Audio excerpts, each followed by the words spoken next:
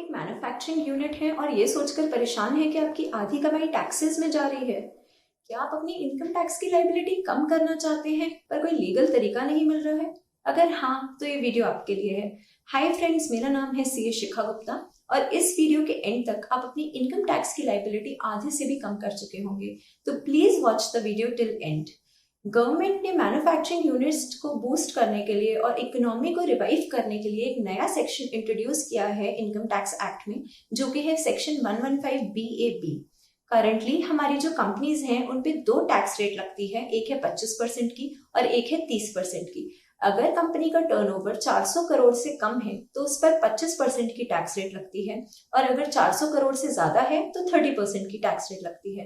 अगर आपका constitution of business partnership है या LLP है तो भी 30% की टैक्स रेट लगती है। इसके साथ ही अगर आप ऐसे इंडिविजुअल हैं जिसकी इनकम 10 लाख से ज्यादा है तो उस केस में भी आप पर 30% की टैक्स रेट लगती है। पर ये जो नया सेक्शन गवर्नमेंट लेके आई है, सेक्शन 115 BAB, इसमें जो रेट निकाली गई है टैक्सेस की वो है सिर्फ 15%, फ्लैट 15% की टैक्स रेट। इस पे सरचार्ज अलग से लगेगा जो कि इफेक्टिवली होके 17.16% की टैक्स रेट आएगी। ये जो सेक्शन है वो स्पेशली मैन्युफैक्चरिंग यूनिट्स के लिए लाया गया है। इस सेक्शन को क्लेम करने के लिए कुछ एसेंशियल कंडीशंस हैं, आइए जानते हैं कि वो क्या है। सबसे पहली जो कंडीशन है वो ये है कि जो नेचर ऑफ बिजनेस है वो मैन्युफैक्चर होना चाहिए। अगर आप मैन्युफैक्चर कर रहे हैं या प्रोड्यूस कर रहे हैं कोई भी आर्टिकल या थिंग तो ये डिडक्शन आपको मिल सकती है। इसके साथ ही अगर आप किसी भी आर्टिकल की रिसर्च में या उसके डिस्ट्रीब्यूशन में डील करते हैं तो भी आपको ये डिडक्शन मिल सकती है। दूसरी चीज, आपका जो नेचर ऑफ बिजनेस है, जो कॉन्स्टिट्यूशन ऑफ बिजनेस है, वो एक कंपनी होना चाहिए। अगर कंपनी के अलावा कोई और कॉन्स्टिट्यूशन है जैसे पार्टनरशिप है या LLP है या इंडिविजुअल है तो उस केस में आपको ये डिडक्शन नहीं मिलेगी। आपकी जो कंपनी है वो डोमेस्टिक कंपनी होनी चाहिए। अगर फॉरेन कंपनी होती है तो उस केस में भी ये डिडक्शन आपको नहीं मिलेगी।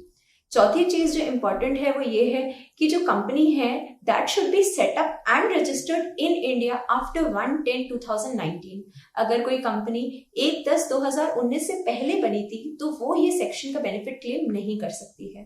साथ ही साथ इस सेक्शन में जो बनने वाली कंपनीज हैं उनको अपना बिजनेस है वो कमेंस करना पड़ेगा साल 2023 से पहले तक। अगर कोई भी कंपनी अपना बिजनेस 31 मार्च 2023 तक कमेंस नहीं कर पाती है तो उस केस में वो इस सेक्शन का बेनिफिट क्लेम नहीं कर पाएगी।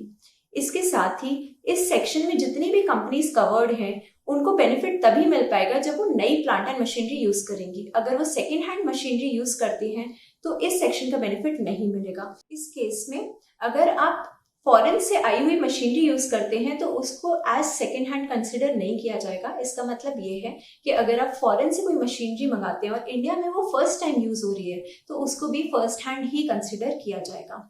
इसके साथ ही जो दूसरी एसेंशियल कंडीशन है वो ये है कि जो आप लैंड यूज कर रहे हैं इस मैन्युफैक्चरिंग यूनिट में that should not be used as hotel और कन्वेंशन सेंटर प्रीवियसली। मतलब अगर वो बिल्डिंग पहले एज होटल या कन्वेंशन सेंटर यूज हो रही थी तो आपको डिडक्शन नहीं मिलेगा। इसके अलावा गवर्नमेंट ने कुछ और भी ऐसे बिजनेसेस प्रिस्क्राइब किए हैं जिनके केसेस में ये डिडक्शन क्लेम नहीं हो सकती है। मतलब ऐसे बिजनेसेस जिनको ये डिडक्शन कभी नहीं मिल सकती है।